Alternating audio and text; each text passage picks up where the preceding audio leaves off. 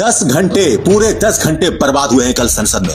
मोहम्मद अली जिन्ना ने लखनऊ से 15 अक्टूबर 1937 को वंदे मातरम के विरुद्ध का नारा बुलंद किया। जवाहरलाल नेहरू को अपना सिंहासन डोलता दिखा। नेहरू जी से जितनी भी शिकायतें, जितनी भी गलतियां उन्होंने की आपके जहन में, जितनी भी गालियां देनी है, जितना भी अपमान करना है, उसकी भी एक सूची बना दीजिए। नहीं, बात खत्म नहीं है। 999 अपमान, 9999 अपमान, सूची बना दीजिए और फिर हम एक समय निर्धारित करते हैं। जैसे हमने 10 घंटे आज वंदे मातरम पर हमने बहस किया है ना, उस तरह से हम अध्यक्ष महोदय जी से पूछेंगे, एक समय निर्धारित करेंगे, 10 घंटे, 20 घंटे, 40 घंटे, जितने घंटों में आपकी ये शिकायत पूरी हो जाए, सदस्य आप शांत हो जाए और हम बहस कर लेंगे। लेकिन इस सदन का कीमती समय, जिसके लिए हमें यहाँ पे जनता ने भेजा है, जैसे हमें जनता की समस्याओं को हल करने के लिए चर्चा करनी चाहिए, इस्तेमाल करना चाहिए, उसको इसी के लिए इस्तेमाल करिए। उसके बाद बेरोजगारी, महंगाई,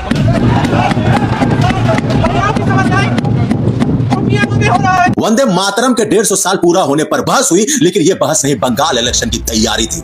नेहरू ने 1937 में क्या किया, जिन्ना ने क्या बोला, किसने कौन सी लाइन काटी। अरे भाई, 87 साल पुरानी चिट्ठियां पढ़कर क्या होगा? करोड़ों नौजवान को रोजगार नहीं मिल रहा है, पेपर लीक हो रही है, महंगाई आसमान छू रही है, अस्पताल नहीं है, स्कूल नहीं है, और तुम संसद में 10 घंटे 1937 की बातें कर रहे हो। ये देश का भविष्य तय करने की जगह है या इतिहास की क्लास की जगह? बंगाल में 2026 इलेक्शन आ रहा है तो अचानक से नेहरू जिन्ना का भूत जाग गया। क्यों? क्योंकि आज के सवालों का जवाब नहीं है, बेरोजगारी का जवाब नहीं है तो नेहरू को गाली दो, पेपर लीक का जवाब नहीं है तो जिन्ना की बात करो, महंगाई का सलूशन नहीं है तो 1947 की चिट्ठियां पढ़ो।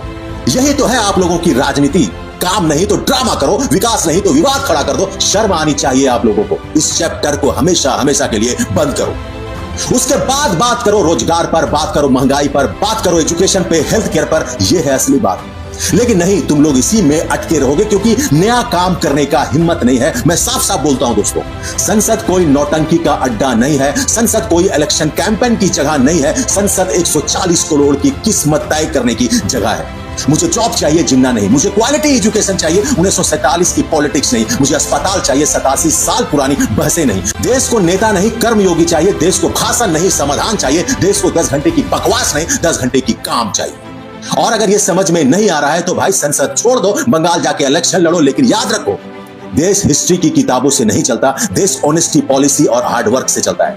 10 घंटे तो गए, अब 10 कदम उठा लो देश के भले के लिए। ना हुए तो याद रखना, बदलाव हम लाए बिना नहीं छोड़ेंगे। जय हिंद।